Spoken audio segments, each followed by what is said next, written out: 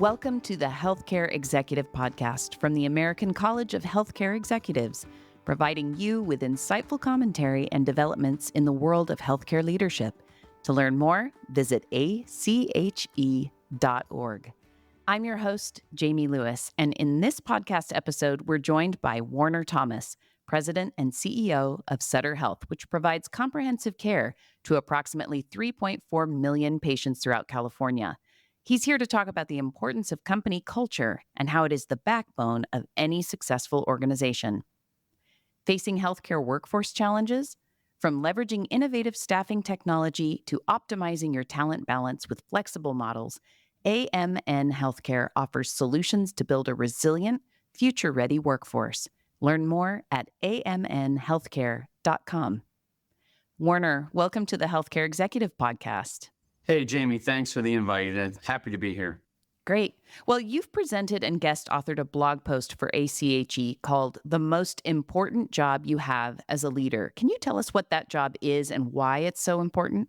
Yeah, I think many times leaders think about as a CEO or leader of your department or your area that your job is to set the strategy, to create accountability, and those things are critically important.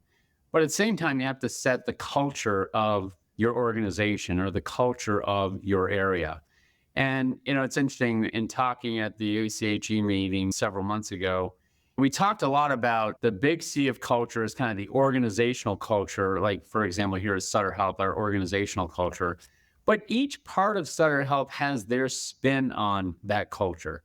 And each department, each area of our various regions, our various businesses, our home care, ambulatory surgery, yes, there are the principles of kind of what our overall culture is, but they also need to cascade through the organization. And so every one of us as leaders plays a critical role to set the agenda around culture and to set the attitude and the way that we expect people to conduct themselves and the way we expect people to serve patients and to serve each other in our various areas. So it's a critically important role of certainly CEOs of organizations, but it's a critical role for any leader in their areas of responsibility. Well, how would you define a thriving organizational culture, especially within the context of healthcare? Yeah, I think the idea that we like to think about our mission at Sutter Health is serving our patients first and our people always, because, we exist to take care of our patients. And we retooled our mission statement last year, retooled our vision and values at the same time. And part of this was really to re-emphasize and to make it absolutely clear that we exist to take care of patients, and we also exist to take care of each other so that we can do a great job taking care of patients. And if people don't understand why the organization's there, what's most important, how should we make decisions against what types of criteria, against what types of goals, what types of vision statement or goals for the future, then frankly, it becomes complicated and confusing to leaders to make decisions. But if you have clarity about your mission and your vision, and you have clarity about your values, decision-making becomes a lot easier. Does this decision align with our values? Is it going to set us on a path to achieve our vision for the future? Does it align with our mission? So I think all of these components are components of culture, which is how we want people to conduct themselves, how we want people to behave, how we want people to tackle problems when leaders aren't around. So it's interesting, a colleague of mine, Francis Fry, who's a professor at Harvard Business School, talks about that culture is how people will act in the absence of their leader being around in the room, in the department. And we want people to make sure they know what is absolutely most important and how they should make decisions when they're the ones that are on the front line having to make those decisions. And I think that's a big part of what culture is about. Can you share examples of how investing in company culture has directly contributed to organizational success? So I started at Sutter Health about 18 months ago. It came in at the very end of November 2022. And, I think there had been some challenges coming out of the COVID environment for Sutter Health. We saw turnover then at kind of an organizational high. It was near the mid-20s as far as, turnover, overall turnover. Engagement had dropped. Engagement of our medical groups had dropped. And so we set on a path to create clarity for the organization and outline what we call Destination 2030 about being the best place for people to work and spend their career, the best place for patients to get their care and to be cared for. We wanted to be the most digitally connected and digitally enabled organization, and also embrace value-based reimbursement and global payments, and finally to be a great resource to our community. So we set the clarity around this, and at the same time then talked about our mission, vision, values, and evolving our mission, vision, value statements throughout 2023. And what we saw is we saw a reduction in our turnover rate. We saw about a 14% improvement in our overall medical staff engagement, a 30% improvement in our medical group engagement, and also about a 2 or 3% increase in our employee engagement across the organization. We had a great year economically. We had the best year ever hiring new physicians and clinicians into Sutter Health. And I think it was because people rallied around why we exist and rallied around being able to serve more patients and rallied around this idea of who we want to be. And so I think it just creates clarity, it creates alignment, and it allows people to operate with more freedom, but with a goal about where they need to go and what they need to achieve. And so it's been a rewarding 18 months. I think the team has done an incredible job continuing to drive change throughout Sutter Health. And, I couldn't be more proud of our physicians, our clinicians, our leaders, and all of our team members at Sutter Health that are really working hard every day to serve more people in California and to have a bigger impact on healthcare in the communities that we serve. Talk a little bit more about the cultural transformation journey at Sutter Health. What lessons have you learned that could be applicable to other healthcare organizations? I think a couple of things. I think one, you need to look at the past and make sure that you are celebrating the past and bringing forward things to the past that are not going to change. Because whenever you're going through a lot of change, if you can be clear about the things that aren't going to change, I think that's important as well. So we were clear that we were doubling down on ambulatory care and we were going to expand ambulatory care. We were clear that we were staying in our health plan and we're committed to our health plan. We were clear that home care was important and that wasn't going to change. We wanted to grow and expand. And so I think creating clarity around some of these things really help people to have more confidence, have more calm about the future, and really tackle the ambiguity of what we have going on in healthcare today. The other thing we talked a lot about was, and spent a lot of time on, was investing in training and education for all of our leaders within the organization. And one of the things that was really important is talking a lot about accountability. And it's interesting, Sutter is a relatively large organization. We have about 55,000 employees. I mean, in a large organization, there can be a lack of clarity. There can be a lack of what people understand. And we talked a lot with our leaders about the idea of creating clarity. This idea of, you have to make sure the people around you understand what is required of them, what the goals are. And one of the first things I did when I got to Sutter Health was create clear priorities for 2023. We moved from 39 incentive plans to one incentive plan. So there's absolute clarity as to what the incentives were, that we were driving as a system, we were integrating ourselves, and that we had clear priorities for 2023. And then we also went through a lot of education. If you don't understand the priorities or you don't understand what's basically expected of you, then your job as a leader, instead of just saying, well, they haven't told me, I don't know what's going on, is to seek clarity above you to the people that you work for. Hey, I'm not quite sure on the goals and objectives. Can we have a conversation about it? So not only do you have to create clarity in your own area, you have to seek clarity above you if you don't have that clarity. And then you need to cascade clarity through the organization to make sure the priorities of the organization are cascaded as applicable in your own area. And then the final is to confirm clarity, to keep setting up, whether it's daily huddles, weekly team meetings, monthly operating reviews, to check up, to make sure things are getting done, that you have accountability, that goals are being achieved. And we just found this idea of creating clarity, seeking clarity, cascading clarity, and confirming clarity really set up better accountability in the organization. And we've seen improve results across the organization at the same time.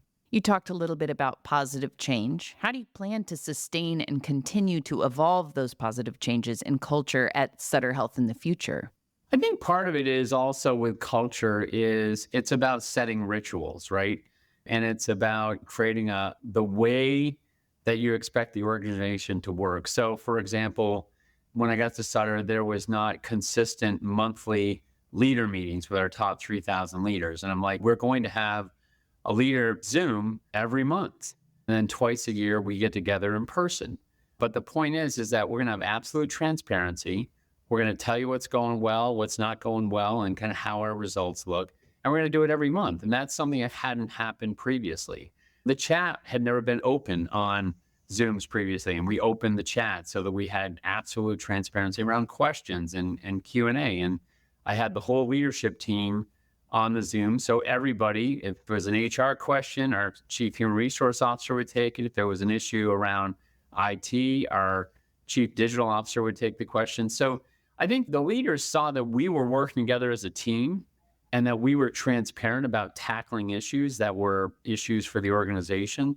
And then that kind of sets a behavior about what's expected of them. So communication became part of that ritual, meeting twice a year in person to celebrate achievements, to recognize people became part of that ritual.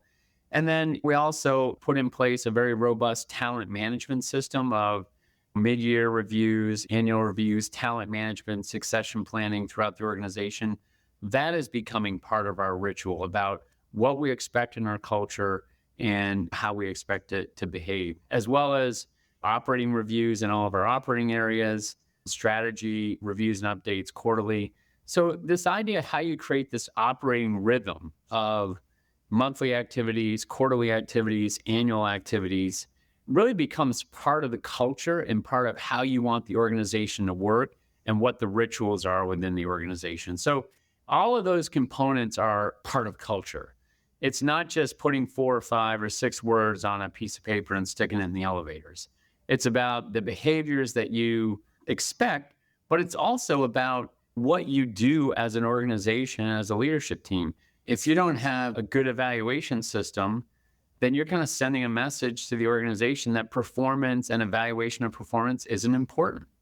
If you don't set priorities as an organization and communicate and follow up on those priorities, then you're sending a message that priorities and priority setting for the organization is not important. So whatever you do and however you conduct yourself as an executive team and as a leadership team really filters down to how others will conduct themselves and drive results or what activities they take at a local level. And I think that had been one of the challenges, frankly, at Sutter is Sutter operated very much as a holding company, which a lot of different hospitals and our ambulatory clinics ran things differently in different parts of the organization. We're very much moving to an operating company and have converted to an operating company model, being very integrated and very consistent about how we approach things. I mean, adapting to what happens in a local market, but consistently running the organization, consistently having key metrics that we follow up on, consistently allocating capital across the entire system, which was a different way than how things have been done previously. All right. So, with all of that in mind, what are some practical steps healthcare leaders can take to create an environment where employees feel valued, energized, and safe to take risks? I think part of it is transparency and communication is a big deal. And I'll tell you, like one of the things when I got to Sutter, there had been a really challenging workday implementation. And instead of ducking it, on an open forum with our 3,000 leaders and then on an open forum with 1,000 employees, I said, look, we didn't do a good job with this. And we're sorry that we didn't do a good job with it. Just that transparency kind of goes a long way. So I think transparency is important. Clarity of goals and expectations and priorities is important. I think being clear about the rituals that you want to have and how you want to run your part of the organization or your organization, whether it be daily huddles, weekly meetings, reviewing performance monthly, you've got to have that ritual. and kind of all with the goal of where you want to go in the future. How do you define success 3 years from now, 5 years from now? Helping people understand we're doing all this work with a goal of ending up in this place in the future. Because then people can be aspirational and they can get behind that. But I think it's, this idea that it's somebody else's responsibility and culture's soft and it really doesn't matter. I mean, culture are a lot of the soft skills, and they are the hard things to do and the hard things to do well, which is why a lot of people avoid them. But if you do them well, you create a sustainability of your organization, which is enduring long after I'm here or others are here. It becomes a long enduring component of the culture. And yeah, I think the other thing that I would say is also for all of us and communicating this internally around being lifelong learners. We doubled down investing in our leadership development for our leaders.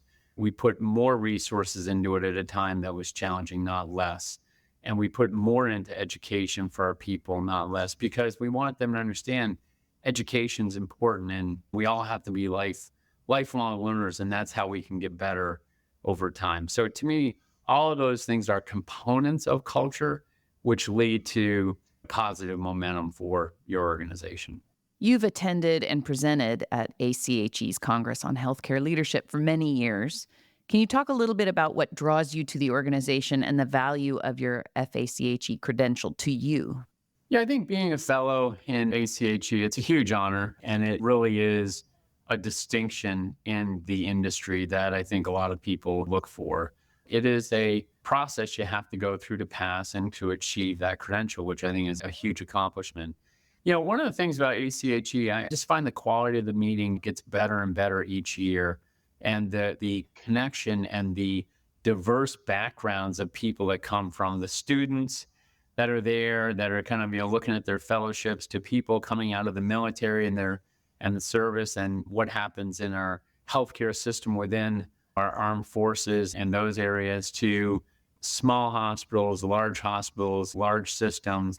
I think it's a diverse population of people that we realize that we all have a lot of things in common, and we all have a lot we can learn from each other.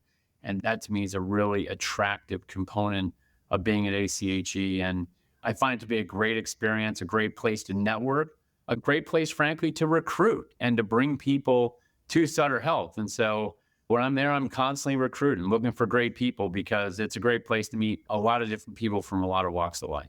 Well, thank you so much for your time, Warner. We really appreciate your insight. Thank you. It's an honor to be here, an honor to be part of ACHE. And thanks, Jamie, for the opportunity today.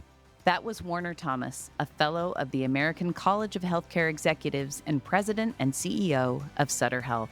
This has been the Healthcare Executive Podcast from ACHE. For more information, please visit ache.org. And thanks for listening.